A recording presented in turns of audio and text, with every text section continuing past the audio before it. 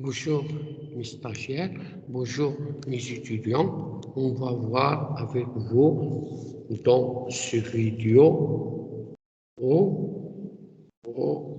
les ratios de productivité et de gestion. Nous avons vu dans les autres vidéos deux types de ratios, les ratios de structure financière et les ratios de rentabilité et de liquidité. Maintenant, on va voir dans ce vidéo les ratios de productivité et de gestion. J'écris les ratios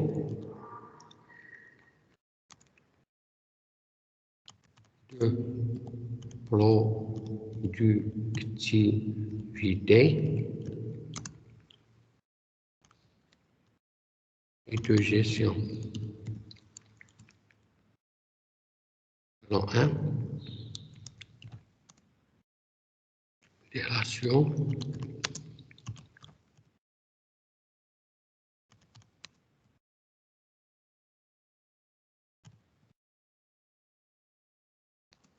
de productivité. On va définir premièrement la productivité, établit une liaison entre une production et les facteurs mis en œuvre pour la réaliser. Facteur travail et facteur capital. Les ratios de productivité permettent d'analyser les performances des facteurs de production de l'entreprise ainsi que leur évolution et de procéder à des comparaisons inter-entreprises. Je recommence en écrivant la productivité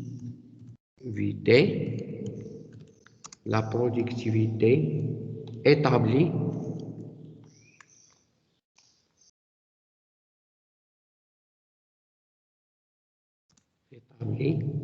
une liaison entre une production et les facteurs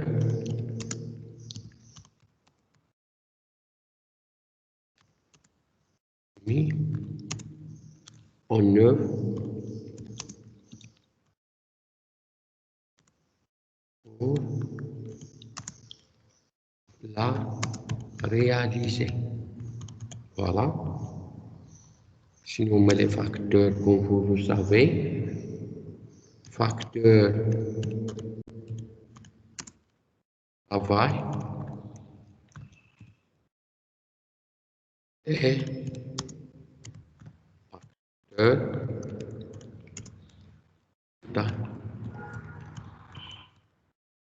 capital.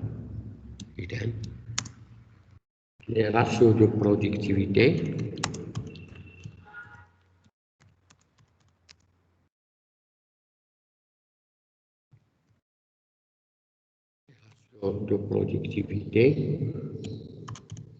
permettent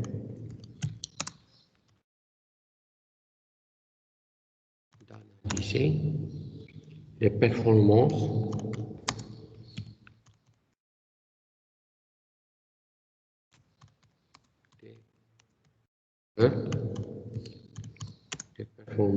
des facteurs de production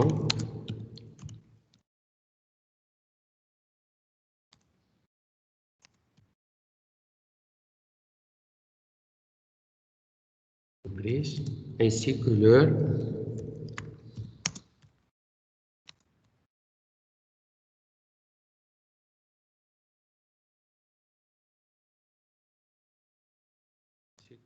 évolution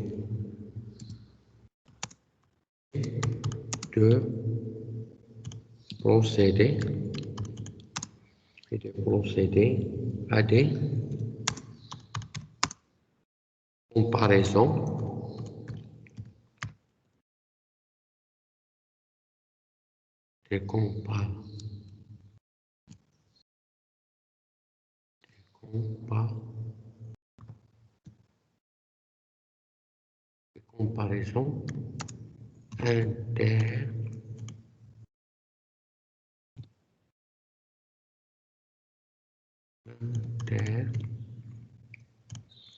entreprise. Voilà. On distingue ici, dans ce type de ratio, on distingue entre les ratios de la réalisation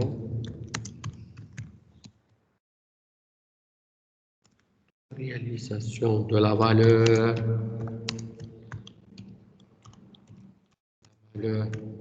ajoutée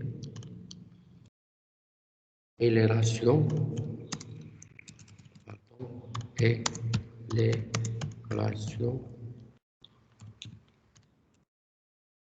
de la répartition de la valeur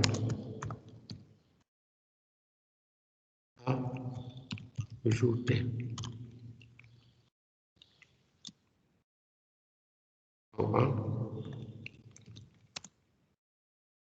La réalisation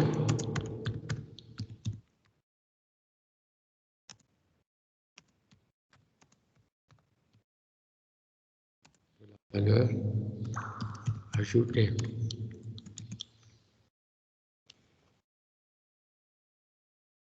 Il y a deux types de ratios dans les ratios de productivité, les ratios de la réalisation de la valeur ajoutée et les ratios de la répartition de la valeur ajoutée. Maintenant, on va entamer la réalisation de la valeur ajoutée. La réalisation de la valeur ajoutée est mesurée par les deux ratios suivants.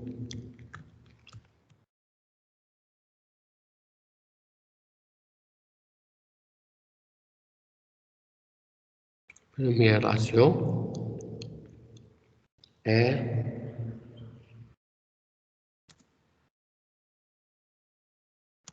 égal valeur ajoutée sur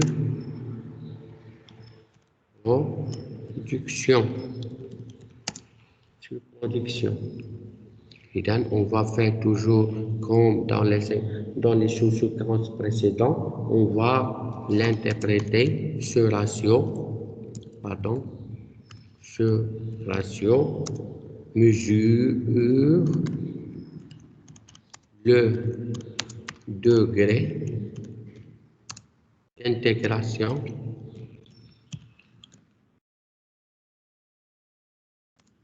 des activités de l'entreprise.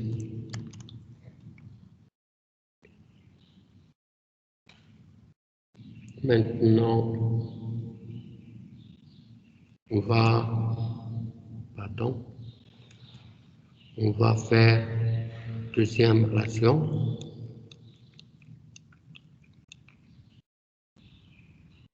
R est égal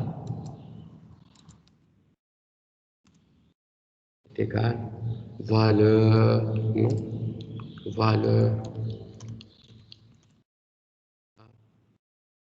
ajoutée sur effectif. Et donc, ce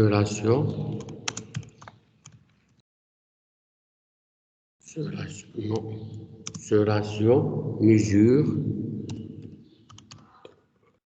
la valeur ajoutée générée par personne employés. Maintenant, on va entamer les ratios de la répartition de la valeur ajoutée. La répartition de la valeur ajoutée.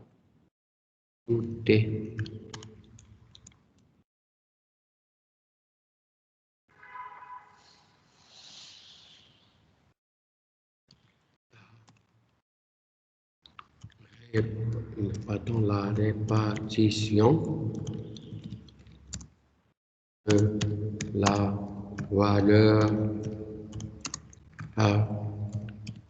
ajoutée correspond à la rémunération des différents intervenants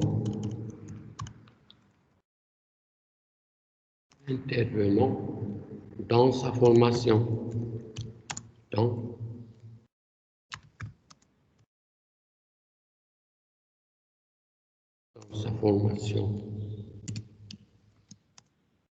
Et mesurer, bien, il est mesuré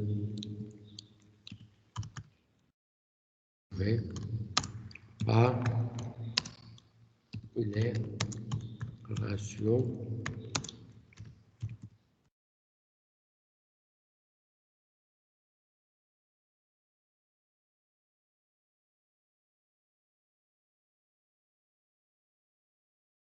et then R est égal, il n'y aura pas de personnel, charge personnel, la valeur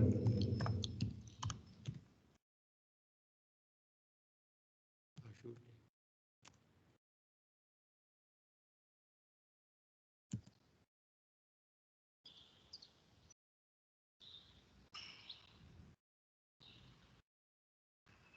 R est égal, part de l'état.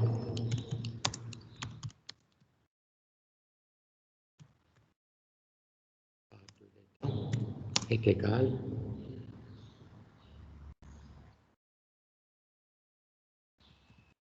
impôt sur les résultats plus impôt et taxes sur valeur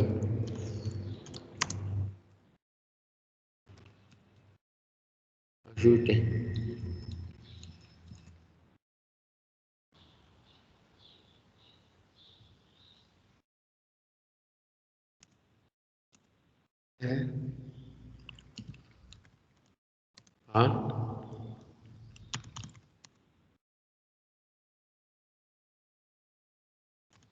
A des prêteurs est égal charge financière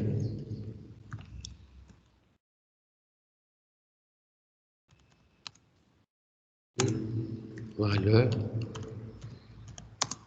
ajoutée.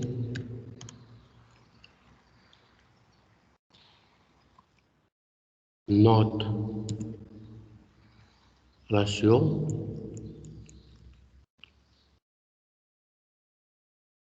est égal par des actionnaires est égal dividende sur valeur ajouter.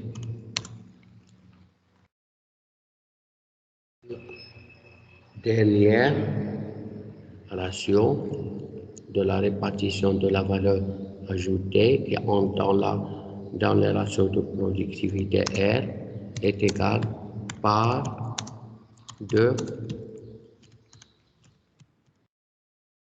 entreprise est égal autofinancement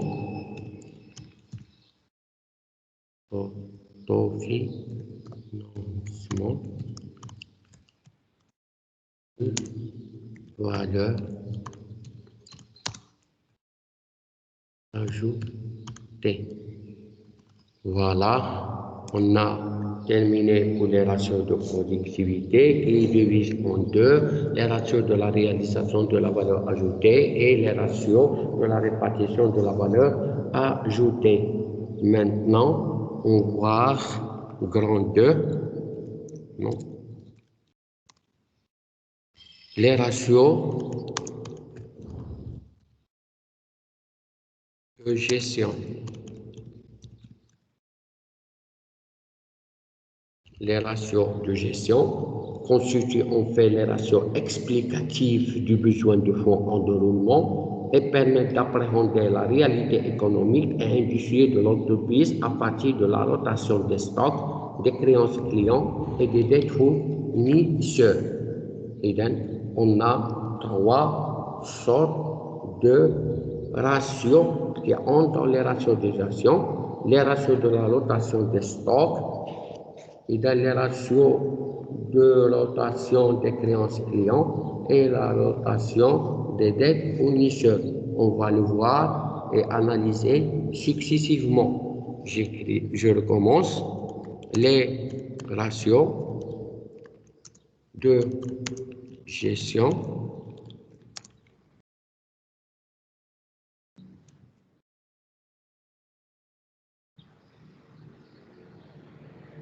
les ratios de gestion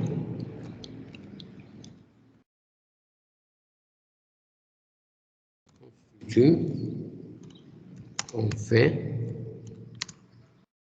les ratios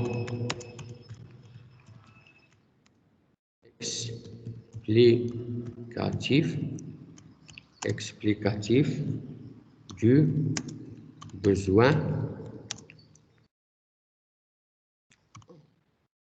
en roulement.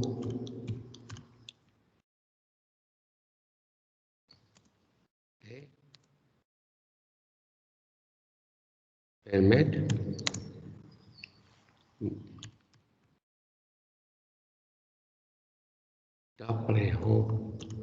d'appréhender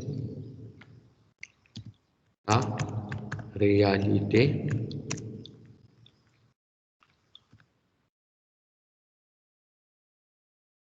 économique et industrielle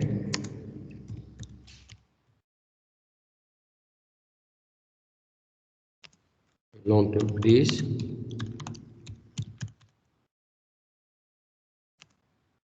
à partir de la rotation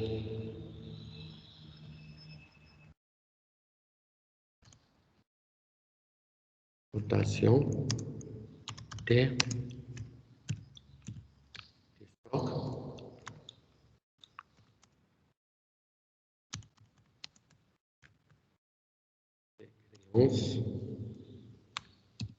clients et des dettes fournisseurs. Voilà, on va entamer maintenant dans la rotation des stocks.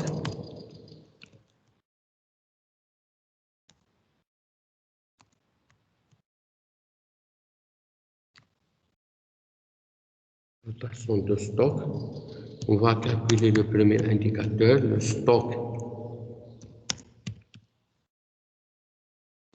moyen est calculé par le rapport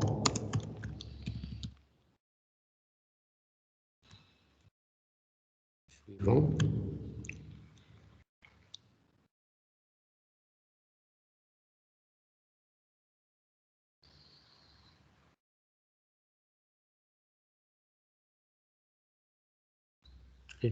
Stock moyen est égal stock initial plus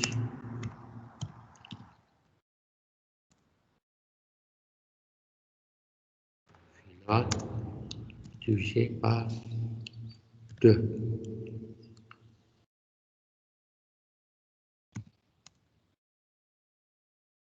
Donc,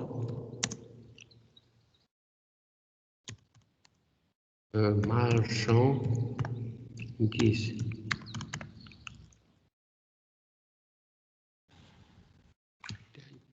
le taux de rotation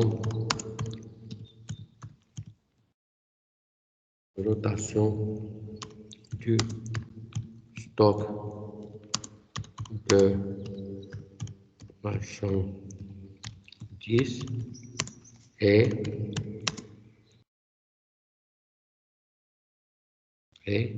mesuré par les ratios suivants.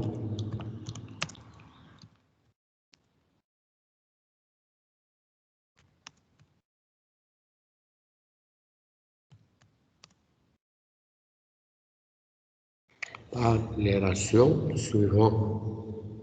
Première ratio,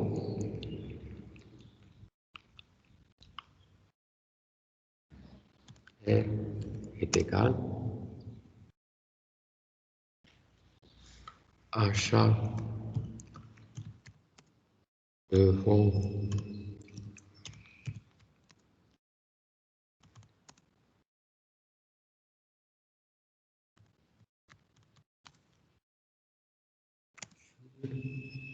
stock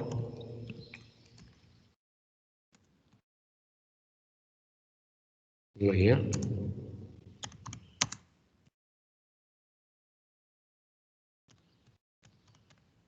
marchandise.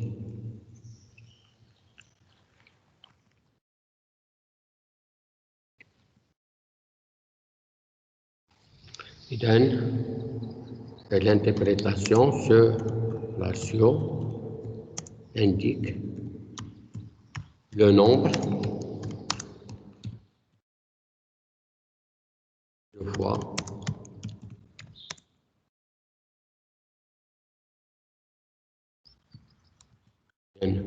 le nombre de fois de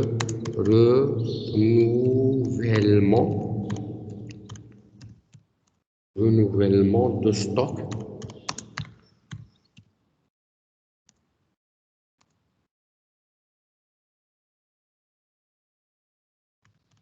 marchandise.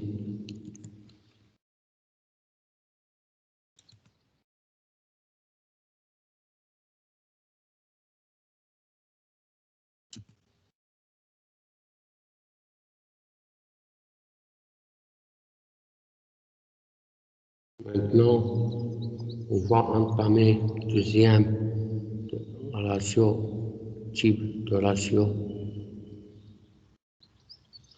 de stock, de la rotation de stock. R est égal stock moyen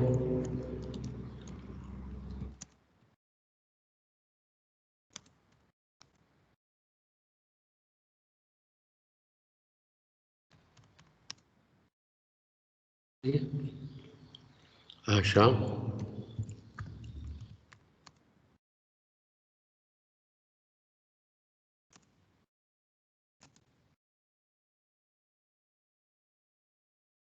de marchandises. On va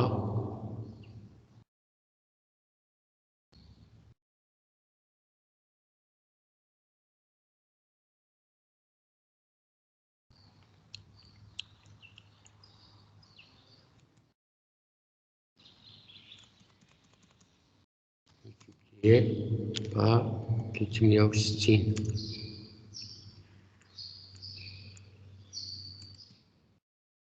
Voilà, deuxième ratio. Et donc, on va interpréter ce ratio mesure le délai moyen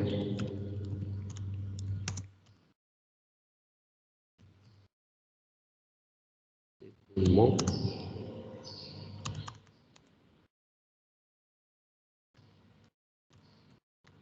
maçon 10.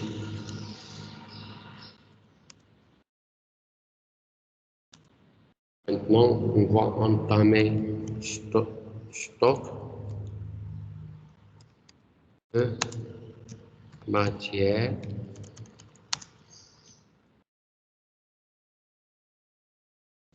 première. Non, non, non.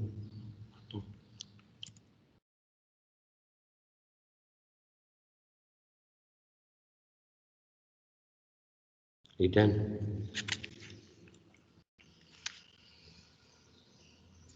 Et donc, le taux, non, le taux de rotation du stock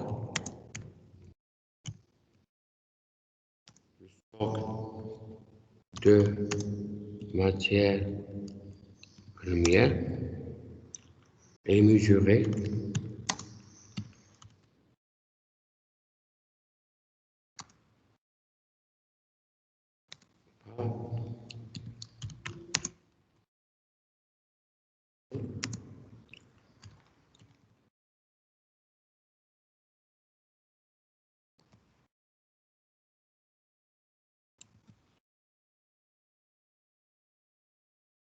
par faire le type de ratio.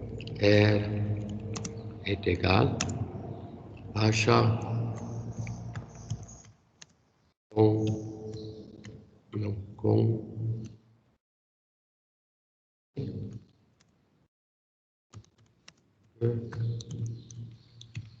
matière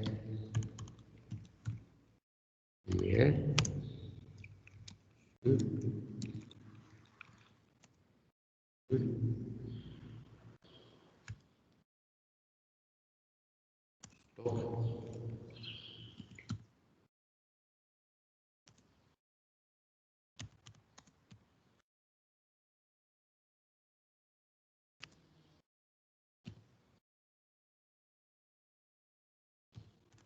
de matière première. Ce ratio, ce ratio permet de connaître, permet de connaître le nombre de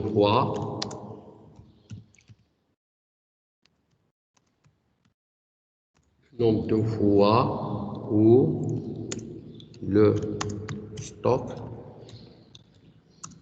de matière première est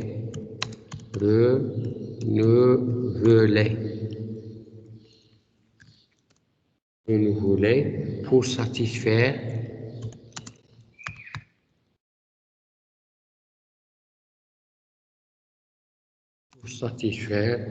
la consommation.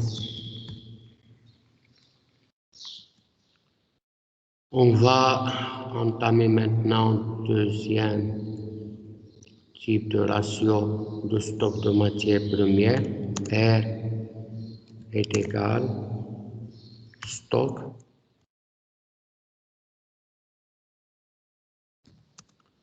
de matière première multiplié par 360 divisé par achat sommet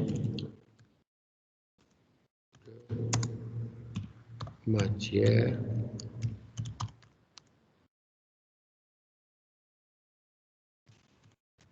première.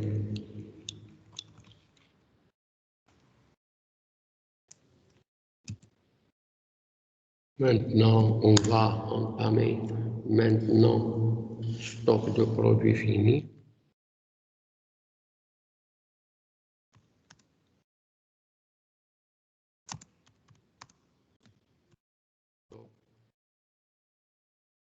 De produits finis. Le taux est mesuré par les ratios suivants.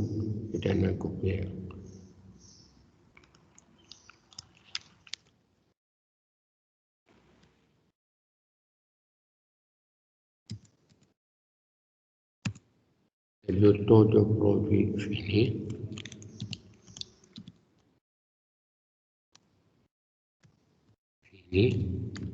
est mesuré par les ratios suivants. Toujours R est égal coût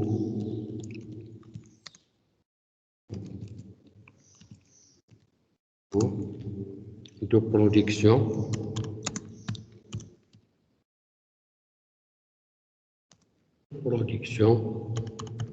des produits vendus sur stock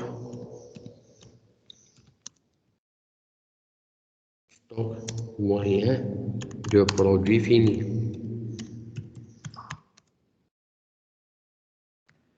De produits finis, on va faire l'interprétation, ce ratio, comme sa formule indique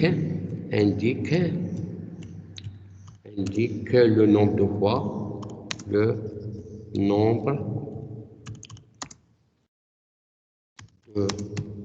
fois où il a fallu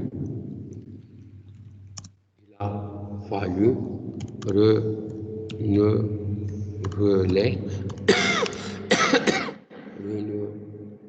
avec elle,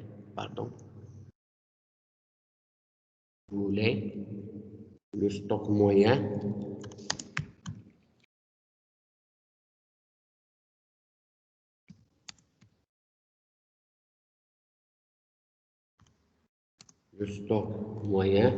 de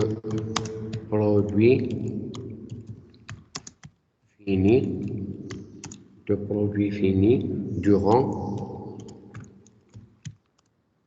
l'exercice comptable.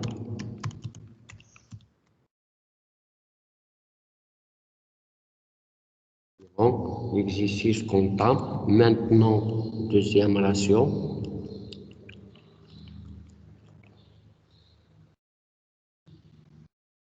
R est égal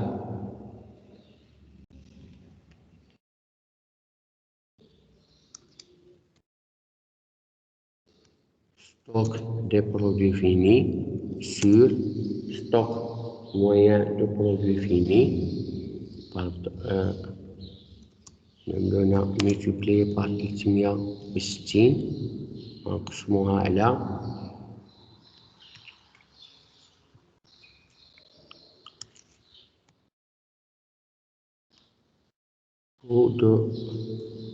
voilà.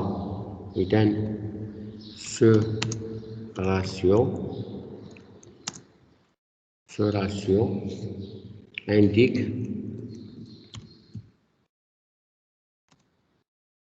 la durée moyenne de séjour. شحال كيبقاو عندها de séjour شحال كيبقى de séjour des produits finis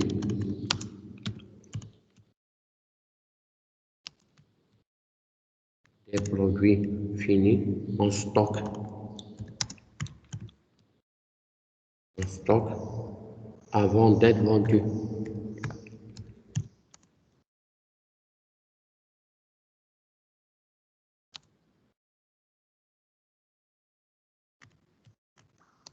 Avant d'être vendu. Avant d'être vendu. On voit quand les informations de la comptabilité analytique sur le coût de production ne sont pas disponibles, on peut retenir comme coût de production des produits vendus le chiffre d'affaires ou la production vendue. Je recommence. Si les informations de la comptabilité sur le coût de production mettent un régime, on peut retenir comme coût de production des produits vendus du chiffre d'affaires. Le coût indique le chiffre d'affaires ou la production de l'exercice. J'écrivais cette remarque pour vous la lire.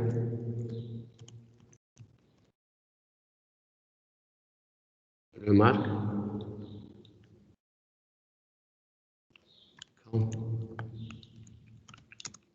Les informations,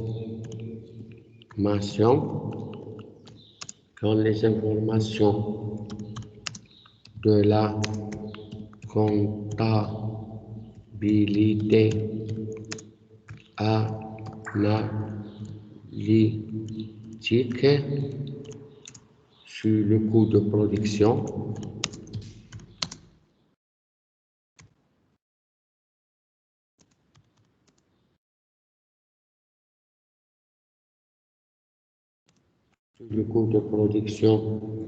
ne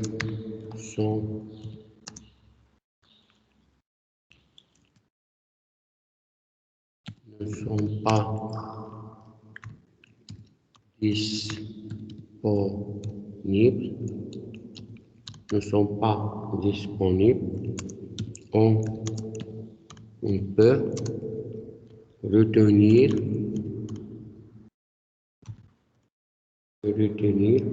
comme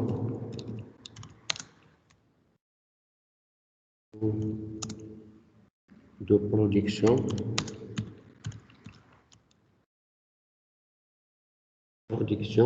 des produits vendus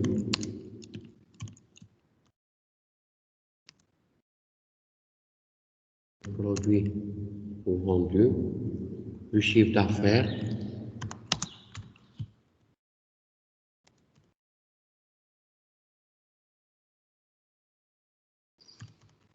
ou la production de l'exercice. La production de l'exercice.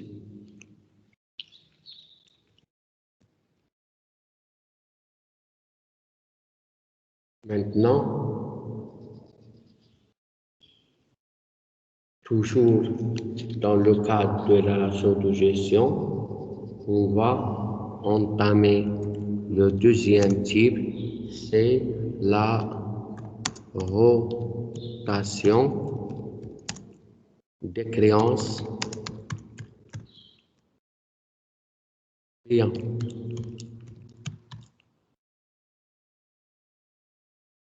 C'était le taux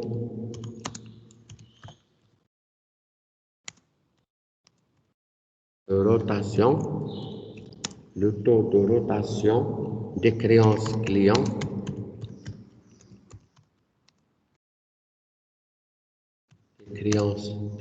est mesuré par le ratio suivant.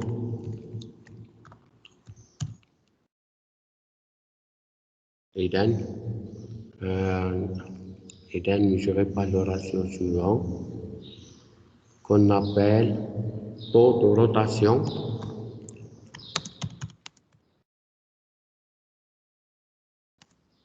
est égal vente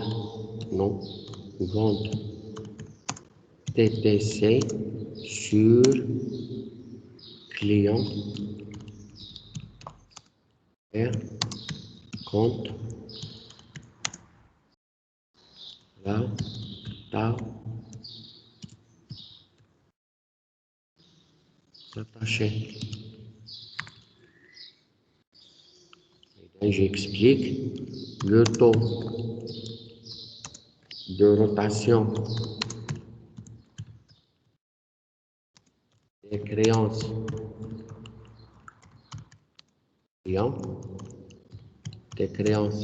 clients indique le nombre, indique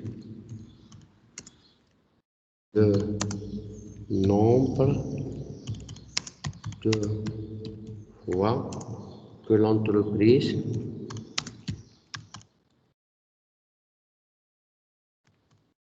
a accordé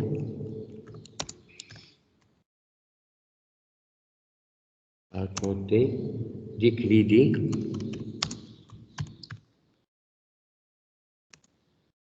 aux clients pour réaliser le montant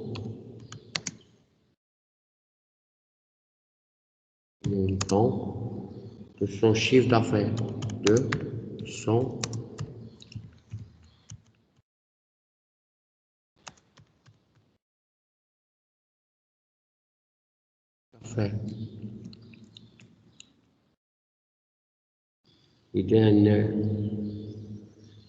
on va le délai, il y a une autre ratio, le délai de recouvrement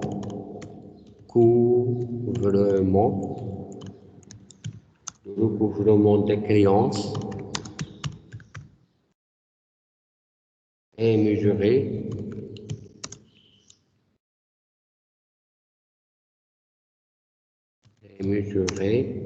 par le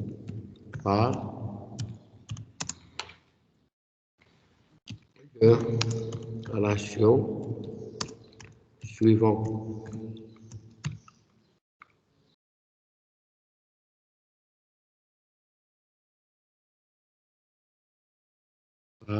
Le ratio suivant.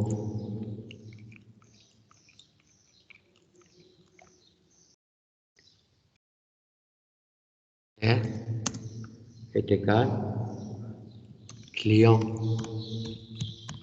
et compte rattaché sur compte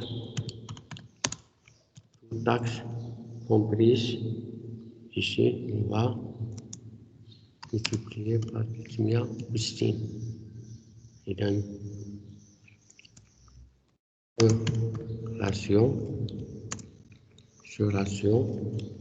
indique la durée moyenne, indique toujours, comme les autres, indique la durée moyenne du crédit accordé au client.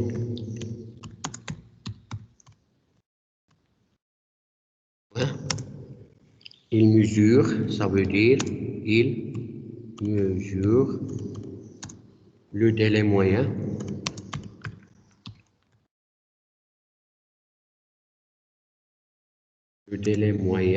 de recouvrement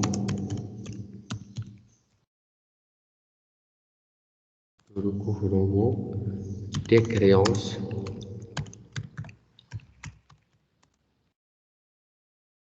clients. Le délai moyen de règlement des clients dépend des pratiques en cours dans le secteur de l'entreprise et du pouvoir de négociation avec les clients. Je recommence. Le délai moyen de règlement des clients dépend des pratiques en cours dans le secteur et du pouvoir de négociation avec la durée moyenne inférieure à la durée traduit une situation favorable. Le cas inverse traduit le résultat de difficultés économiques et commerciales. Je recommence. إذا كانت la durée moyenne أصغر من la durée de la profession situation favorable. Dans le cas contraire, il traduit les résultats de difficultés économiques et commerciales. Maintenant, on va entamer la rotation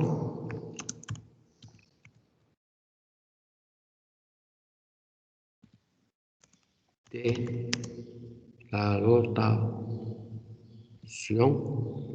des dettes fournisseurs.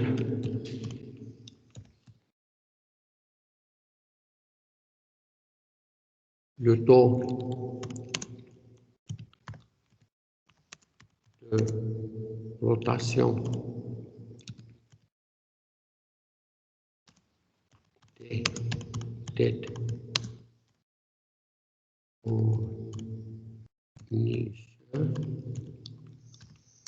fournisseurs est mesuré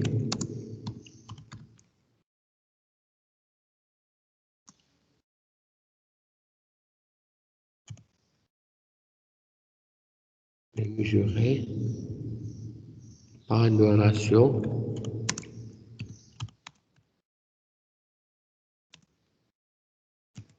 suivant.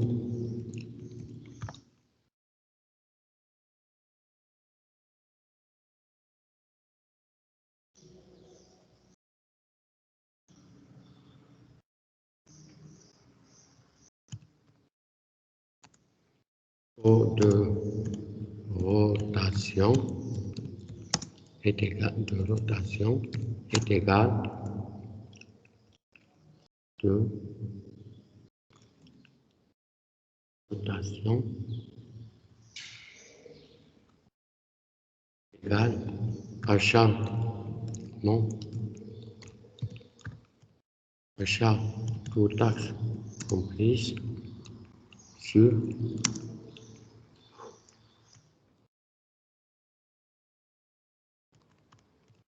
fournisseur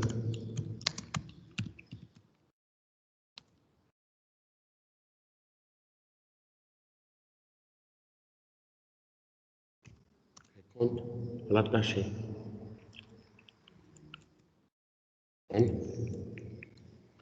Et le taux de rotation, le taux de rotation des dettes fournisseurs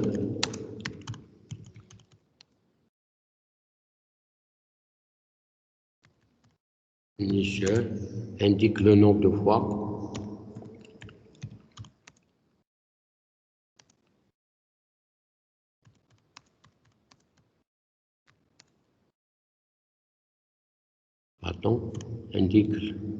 indique le nombre de fois que l'entreprise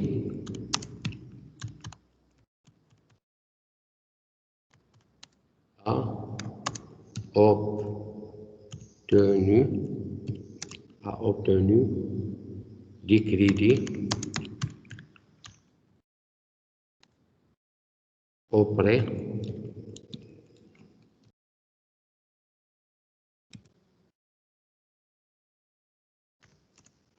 des fournisseurs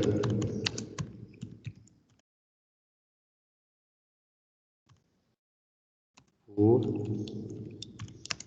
réaliser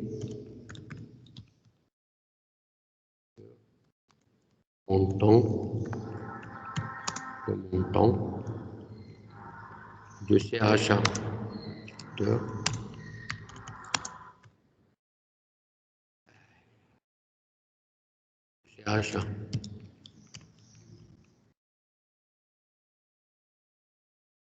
Le délai de règlement, le délai de règlement des dettes est mesuré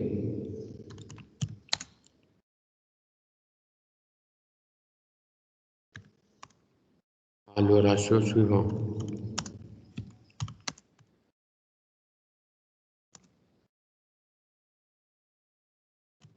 Le ratio suivant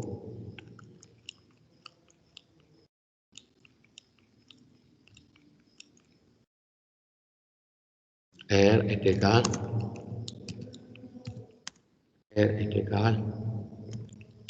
fournisseur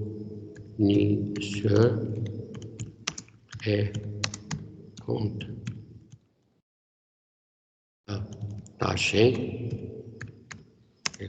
rattaché multiplié par l'Itmia aussi مقسمة على إلى achat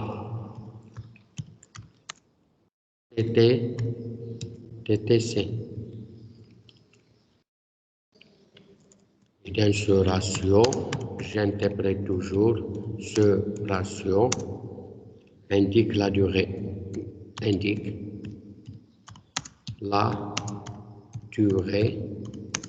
moyenne du crédit. La durée moyenne du crédit obtenu des fournisseurs.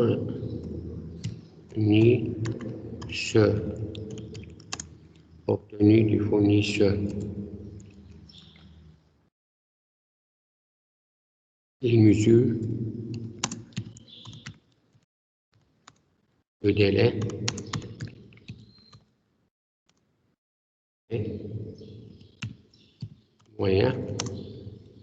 moyen, de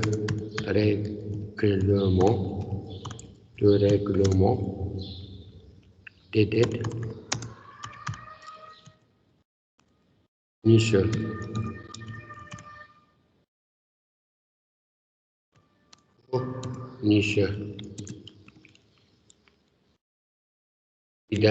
Comme on a indiqué, comme on a déjà fait une remarque pour la rotation des créances clients, on va dire que le délai moyen de règlement consenti par les fournisseurs dépend des usages commerciaux du secteur.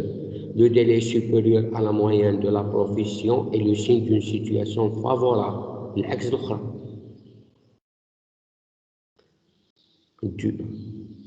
Le signe dû à une meilleure capacité de négociation de l'entreprise. Merci de votre attention et jusqu'à prochaine vidéo. On va entamer des exercices sur ces séquences. Ça veut dire l'analyse par les ratios.